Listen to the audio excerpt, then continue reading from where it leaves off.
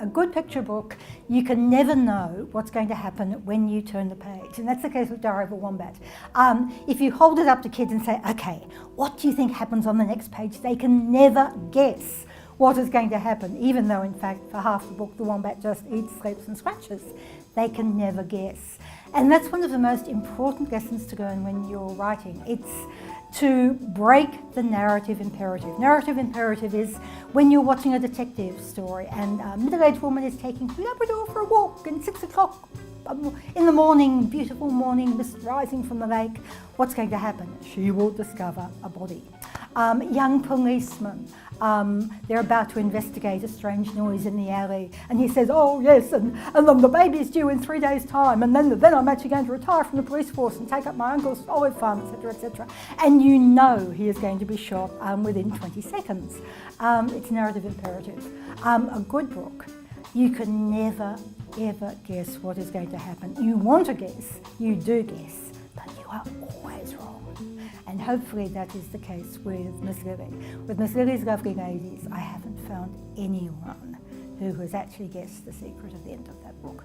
Fei Zhihui was up on stage speaking, and she got into stories about what happened in her childhood and what Over the Back Fence, the book she was promoting, was all about. And I was there supposed to be taking photos on the day, and I just found myself just listening and really paying attention, and it really drew me in. And I think that's part of a good storytelling as well. People just are in the moment. So I loved history and finding out about my own people. I didn't know the truth, so it's about finding out the truth and hearing our stories from our people. So it's about us passing those stories on to our generations, because Aboriginal people, we have oral history, so it's about talking, but now we can put it into book, into word. The audience comes in and sits in the palms of your hands. It just sits there and it doesn't breathe hardly. And it cries and it laughs and it joins in and it smiles, and our hearts unite as one group, and it's heaven. Storytelling is so felt in here, within your innermost being, and when you bring out that story and that, it's like it becomes alive, and it makes people see things, they see it alive, they can see it before their own eyes. When you start to talk in a way of storytelling to them, they say, yeah, I can see it. I can see what you're saying. The thing I love most about storytelling is that it gives you a point of connection, I think, with the lives of those whose stories you're telling. I mean, it's I think an expression of a kind of common humanity in some ways, that act of storytelling, and also the connection with an audience too. I mean, I always have an audience in mind when I'm telling a story, and I think of it as, in some ways, a bit like telling a joke.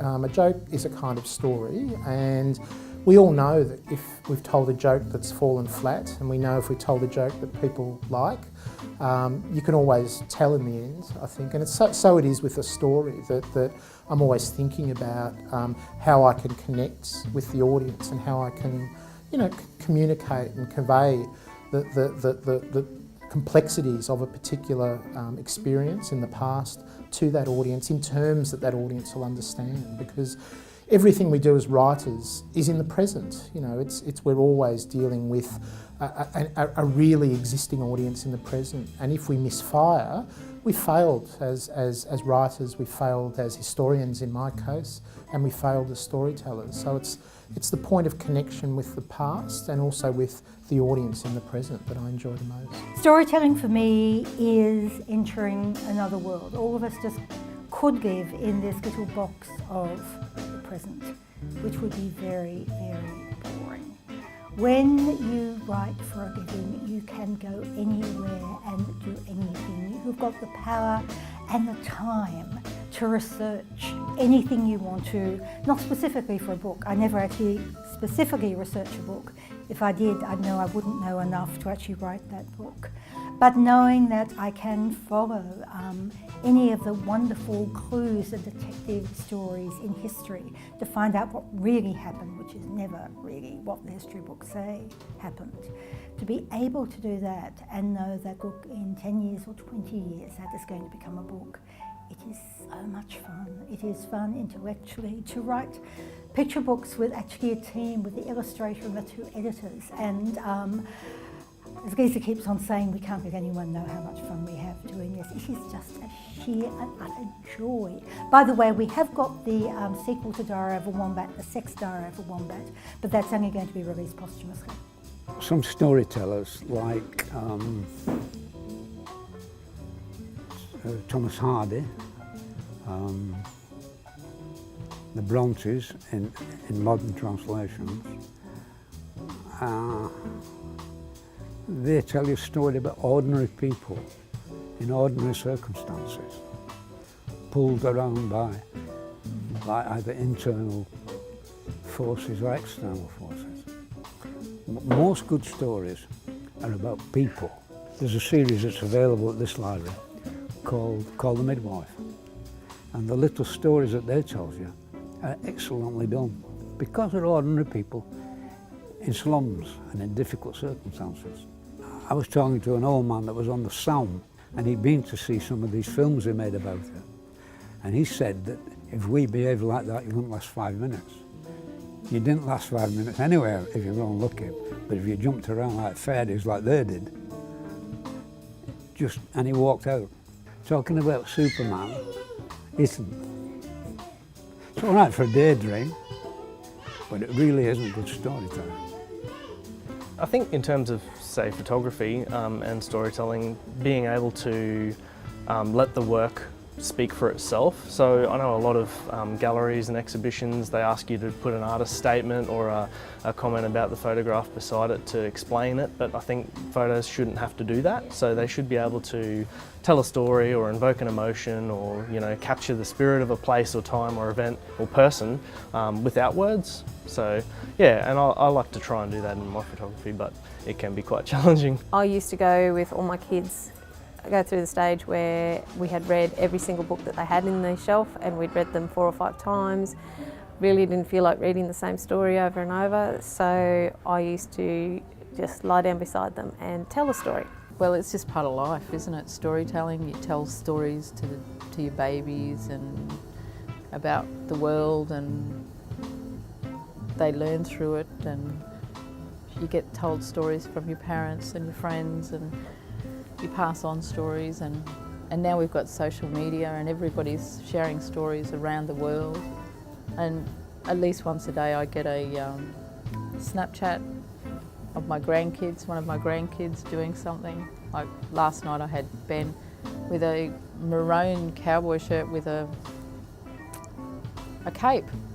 He's running around the place with his cape, you know. It had nothing to do with the Cowboys, he's only 2. I also grew up in a more community-minded, and most of us, our grandparents often, you know, told us really good stories, and it's often is quite like a wisdom in a way, you know, and I like to pass that on to the next generation or the people around me, because often, like some people, although we do read a lot, or like in our society, you know, the Western society, there's so much information, but we tend to just read it and not sharing it.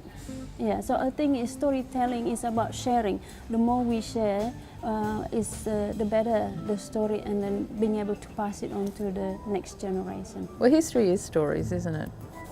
That's what it is. It's a story, people's stories, achievements, and you can focus on one area of that, one theme.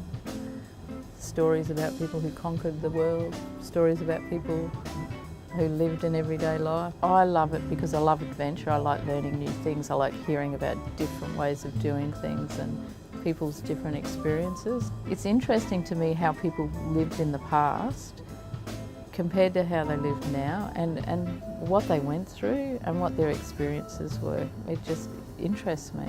with my own family history, I think about my great-great-great-grandfather who left the Isle of Wight and was on the prison hulks and then came to Australia and lived in New South Wales. And you just think about what he felt like when his feet were on that boat and they were leaving Portsmouth on Christmas Eve, and he'd lived in a place like the Isle of Wight, and they came to Australia, and you just can't imagine how they dealt with everyday life. It's just interesting to put myself into somebody else's position and sort of try to imagine how they would have felt. The idea that you're telling a story and that it's the story that is holding them, and that you've got rapt attention, and every little nuance of the story you can read it on their faces.